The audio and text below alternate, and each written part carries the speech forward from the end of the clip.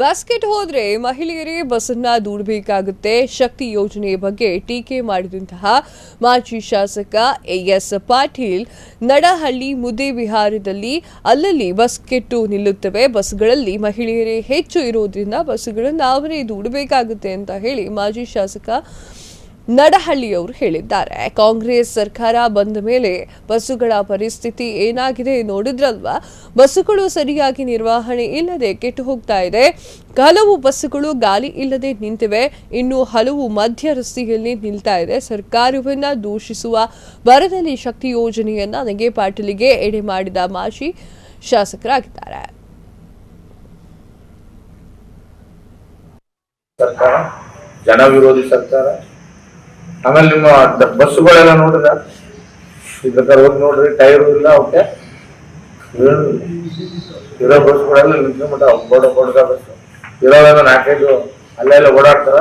ನಡುಬರಕ್ ನಿಂತ್ಕೊಂಡ್ರೆ ಒತ್ತಬೇಕು. ಯಾರು ಹೆಚ್ಚಾಗಿ ಹೆಣ್ಮಕ್ಳು ಹಚ್ಬಿಟ್ಟಿರ್ತಾರೆ. ಹೆಣ್ಮಕ್ಳು ಬಸ್ ಒತ್ತ ಸ್ಥಿತಿ ನಿರ್ಮಾಣ ಆಗಿರ್ತಕ್ಕಂಥದ್ದು. ಆದ್ರೆ ಗಂಡ್ಮಕ್ಳು ಜಾಸ್ತಿ ಹತ್ತದಲ್ಲಿ ಸೀಟ್ ಸಿಗೋದು ಕಷ್ಟ. ಅವ್ರಿಗೆ ಬಸ್ಸು ಗ್ಯಾರಂಟಿ ಇಲ್ಲ ಅಂತಿದೆ. ಅದಕ್ಕೆ ಮತ್ತೆ ಅದು ಬೇರೆ ಬಸ್ ದರ ಬೇರೆ ಡಬಲ್ ಮಾಡ್ಬೇಕು.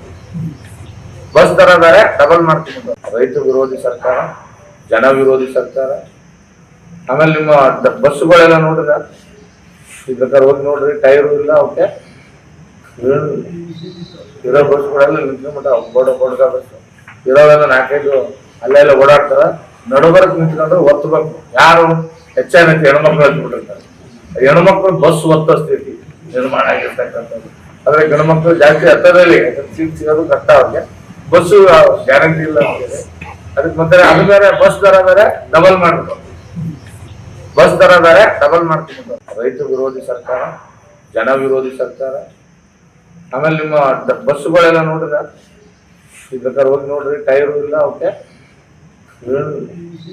ಇರೋ ಬಸ್ಗಳೆಲ್ಲ ನಿಂತ್ಕೊಂಡ್ಬಿಟ್ಟ. ಬಡ್ಗ ಬಸ್ ಇರೋದೆಲ್ಲ 4-5 ಅಲ್ಲೆಲ್ಲ ಓಡಾಡ್ತಾರ. ನಡುಬರಕ್ ನಿಂತ್ಕೊಂಡ್ರೆ ಒತ್ತಬೇಕು. ಯಾರು ಹೆಚ್ಚಾಗಿ ಹೆಣ್ಮಕ್ಳು ಹಚ್ಬಿಟ್ಟಿರ್ತಾರೆ. ಹೆಣ್ಮಕ್ಳು ಬಸ್ ಒತ್ತ ಸ್ಥಿತಿ ನಿರ್ಮಾಣ ಆಗಿರ್ತಕ್ಕಂಥದ್ದು. ಆದ್ರೆ ಗಂಡ್ಮಕ್ಳು ಜಾಸ್ತಿ